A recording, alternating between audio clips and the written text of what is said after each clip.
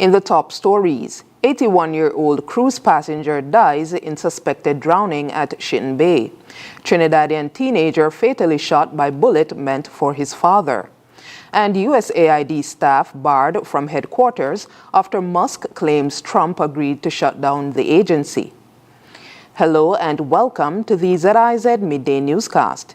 Today is Monday, February 3rd, 2025. I'm your presenter, Shanique Harvey. Nationally, on February 1st, 2025, the Royal St. Christopher and Nevis Police Force received a report from the SKNDF Coast Guard of a suspected drowning at Shitten Bay. The incident occurred between 11 a.m. and 11:30 a.m. Investigations revealed that 81-year-old John Edward Jeffrey, a cruise tourist from London, England, passenger on vessel Iona, had been snorkeling when he was observed to be stationary in the water. He was quickly brought aboard the snorkeling tour vessel, but all attempts to resuscitate him proved futile. He was transported to the Coast Guard pier, where he was pronounced deceased. An autopsy will be conducted to determine the precise cause of death. The work being done by the Ministry of Agriculture to reduce the food importation bill as part of the 25 by 25 agenda has been recognized by AICA officials. The visiting AICA delegation engaged with staff and technical officers and made site visits to assess the different aspects of the sector, including livestock, agro-processing, and ergonomic crop production. Dr. Kurt DeLeese, Special Affairs Coordinator for the Caribbean, spoke with ZIZ News about what has been observed during the visit. All in all, I think the most salient point is we have the sense that the Ministry of Agriculture and the technical officers know exactly what needs to be done for the sector.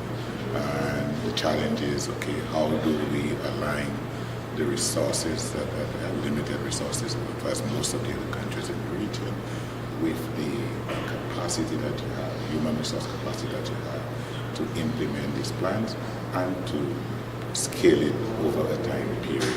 So these are the challenges where we need to sit down and put the nuts and bolts together to see how do we prioritize actions, which actions we prioritize stemming from the base that is already there.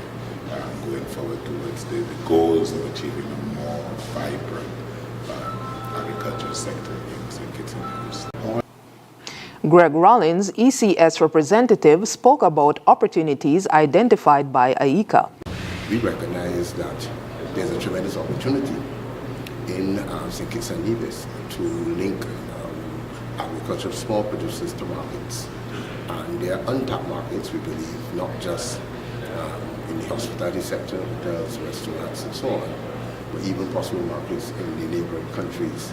So I think that there's an opportunity, given the conditions here for production, the good soils, and the conditions that are here, in terms of how you can get good greenhouse production and so on, that there's some scope to increase production to meet these markets. I think that there are still local market niches that can be exploited. And if we can target the right products, commodities that we can focus on in the short term, that we can increase that production to meet the needs of the market. And after that, look at what the opportunities even outside of the Kitts. Director of Technical Cooperation, Dr. Mohammed Ibrahim, said AICA is willing to assist in implementing the plan under the 25 by 25 initiative. We think that the ministry is advancing in a positive direction in terms of the plan for reducing the food importation bill, which is aligned with the 25 by 25 initiative.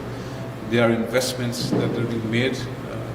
We have some observation. We think that working with the ministry and the permanent secretary as how to look at the institutional framework, to look at the long-term sustainability of the agriculture sector, with something that we like as AICA, as an institution, to provide support to the ministry of how do you advance in the policy and the strategy, but also developing an institutional framework and strengthening the capacity of local people working on the ground, be it in poultry, small ruminants, or be it in the crops, bananas, etc., which the ministry identified as a priority for advancing the plan.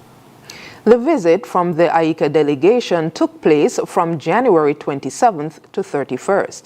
They offered insights covering strategies, collaborations, and future plans for the agricultural sector in St. Kitts and Nevis. Police officers led by top law enforcement officials conducted a walkthrough in the McKnight community last week, fostering positive engagement between officers and residents. Commissioner of Police James Sutton, along with Deputy Commissioner Cromwell Henry and other senior officers, joined Division A officers in an effort to build trust and strengthen ties with the community. For many, it was a rare and heartwarming sight. Officers and residents sharing laughter and casual conversations. The people of McKnight welcomed the opportunity, expressing appreciation for the presence of law enforcement in their neighborhood. The police said McKnight has long struggled with violence and crime, but during the walkthrough, the atmosphere was different, marked by a sense of calm, unity, and resilience. The Royal St. Christopher and Nevis Police Force says it remains committed to working alongside residents to restore peace and ensure safety. Officers are encouraging the community to continue working together, reinforcing that their peace is the foundation of a stronger and safer McKnight. We move now to news on the regional scene. A 16-year-old boy tragically lost his life when a bullet reportedly intended for his father struck him instead. The incident occurred on Friday just after 3 p.m. Police confirmed that the teenager was shot once in the face with a sawed-off shotgun and was declared dead upon arrival at the Couva District Health Facility. The victim, a Form 4 student at Couva East Secondary School, was with his father, Neil Bihari, who was driving a 3-ton truck with his 2 sons at the time. As they approached their Ramlal Trace home, a man approached the driver's side of the vehicle and aimed the gun at Bihari. Bihari leaned back to avoid the shot, but the teenager seated in the middle was struck in the face. The suspect fled the scene, and Bihari rushed his son to the hospital, where he was pronounced dead on arrival.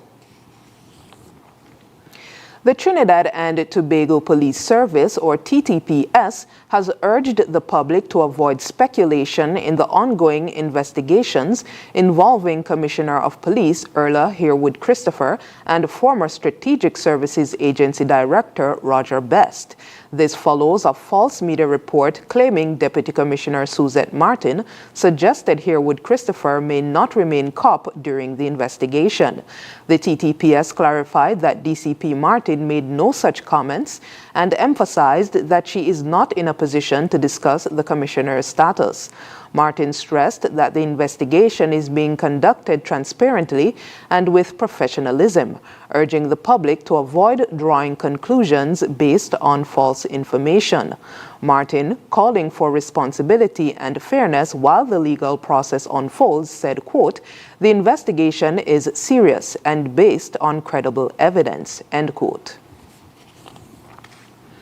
Internationally, hundreds of U.S. Agency for International Development, or USAID, employees were locked out of their systems and instructed to stay away from the agency's headquarters on Monday, following Elon Musk's claim that President Donald Trump had agreed to shut it down. USAID staff reported that 600 employees lost access to their accounts overnight. Those still online received an email stating that headquarters would be closed on February 3rd as directed by agency leadership. Musk, who is conducting a civilian review of federal agencies with Trump's backing, announced early Monday that the president had agreed to shut down USAID, calling the agency beyond repair and a criminal organization on X, formerly known as Twitter. The shutdown follows a confrontation between Musk's Department of Government Efficiency, or DOGE, and USAID security officials. 2 top security officials were placed on leave after refusing to grant DOJ access to classified reports. Despite lacking clearance, DOJ members reportedly gain access to some restricted materials. The closure of USAID, a key agency in U.S. international development efforts for over 60 years, raises significant concerns about the future of U.S. foreign aid and national security. And finally, in international news, World Health Organization, or WHO Director General Tedros Adhanom Ghebreyesus has called on global leaders to press the U.S. to reverse its decision to withdraw from the agency, warning that the U.S. would lose access to critical health data on global disease outbreaks. The U.S. contributes $988 million, or 14% of WHO's $6.9 billion budget, supporting key programs in areas like emergency operations and polio eradication. WHO's finance director cautioned that the agency could face a financial crisis by 2026 without U.S. funds. Despite the withdrawal, WHO continues to share vital health data with U.S. scientists. Experts, including Matthew Kavanagh from Georgetown University, warned that the U.S. will face worse health outcomes without WHO's ability to monitor global health threats. The U.S. exit poses significant challenges for both global public health and WHO's future funding. And now for the weather. Present weather is partly cloudy skies. Winds are a moderate breeze of 14 miles per hour from an east-northeasterly direction.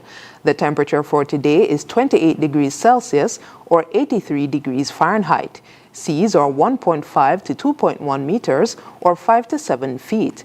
Weather forecast for today and tonight predicts partly cloudy skies with a 50% or moderate chance of showers. Sunset for today will be at 6:08 p.m. and sunrise for tomorrow will be at 6:41 a.m. And that brings us to the end of the ZIZ Midday Newscast. Join us this evening for these stories and more in detail. Thank you for tuning in. I'm your presenter, Shanique Harvey.